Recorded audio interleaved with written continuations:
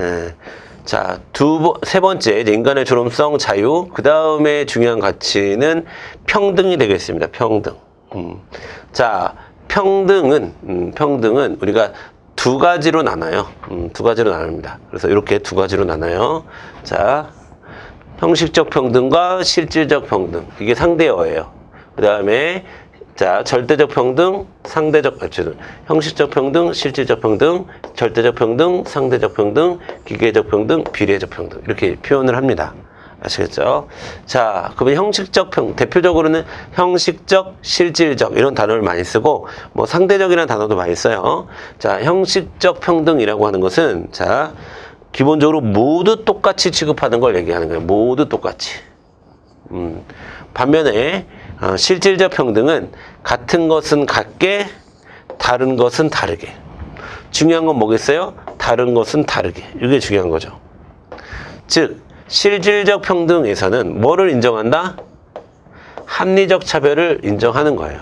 다른 것을 다르게 취급하는. 그쵸?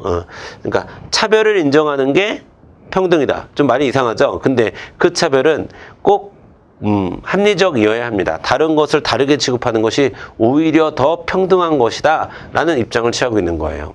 아시겠죠? 자, 됐습니다. 그리고 아리스토텔레스는 자, 형식적 평등, 모두 똑같이 취급하는 형식적 평등을 평균적 정의라고 표현한 바 있고요. 그 다음에 또 실질적 평등을 배분적 정의다라고 표현한 적 있습니다. 자, 우리 기본권에서 참정권 있죠. 참정권은 우리가 두 가지 평등 중에서 형식적 평등을 실현하는 과정을 우리가 참정권이라고 얘기하는 거예요. 여러분 생각을 해보세요. 우리가 누구는 대통령이니까 뭐 투표할 때 3표의 표의 가치를 갖고, 누구는 잘생겼으니까 2표, 누구는 돈이 많으니까 10표, 뭐 이러지 않잖아요. 모두 돈이 많든 적든, 여자든 남자든, 나이가 많든 적든, 18세만 넘어가면, 그 다음에 뭐 지역이 어디든, 그쵸? 이런 것들 다 상관하지 않고 모두 똑같이 한 표의 가치를 주거든요. 그러니까 이거는 형식적 평등이 실현되는 거고, 그 다음에 실질적 평등이 실현되는 것은 자, 이런 거죠. 자, 요거는 좀 제가 설명을 좀 드릴게요. 그래서 옛날엔 다른 걸 다르게 취급했습니다. 그래서 자, 군대를 갔다 온 사람과 군대를 안 갔다 온 사람에게 차별을 줬어요. 그래서 공무원 시험을 볼 때 군가산점이라고 해서 군대를 갔다 온 사람에게 가산점을 줬습니다. 자, 그러면 요 합리적 차별이 되면 어떤 논쟁이 발생할 수 있냐면, 그러면 그 차별이 과연 합리적이냐? 오히려 역차별하는 거 아니야? 이런 논쟁이 있을 수 있는데, 군가산점 문제가 그랬습니다. 그래서 제대 군인에게 군가산점을 줬어요. 제대한 사람들에게.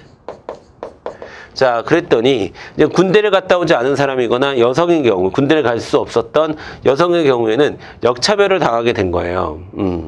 자, 뭔 말인지 아시겠죠? 그래서 어떤 일이 벌어졌냐면, 자, 여성과 신체장애인들은 아무리 점수가 높아도요, 합격을 못하게 돼 있어요. 가산점이 너무 높아서.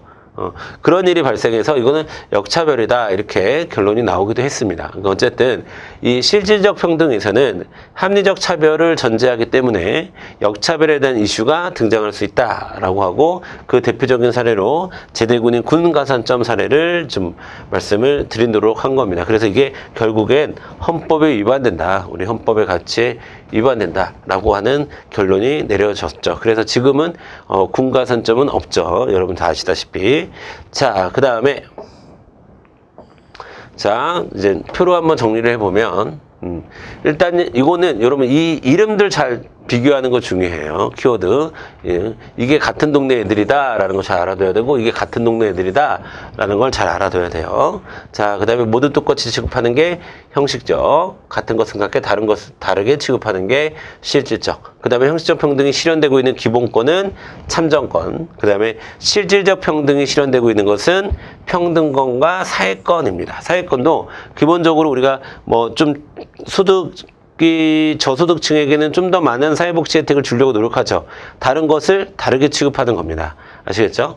자, 그 다음에 우리나라 헌법에서 이야기하고 있는 평등권도 결국엔 실질적 평등을 의미하는 거예요. 아시겠죠? 자, 그 다음에 그래서 우리 세 가지 알아봤습니다. 민주주의의 이념으로 세 가지. 그 다음에 민주주의의 기본 원리 보도록 할게요.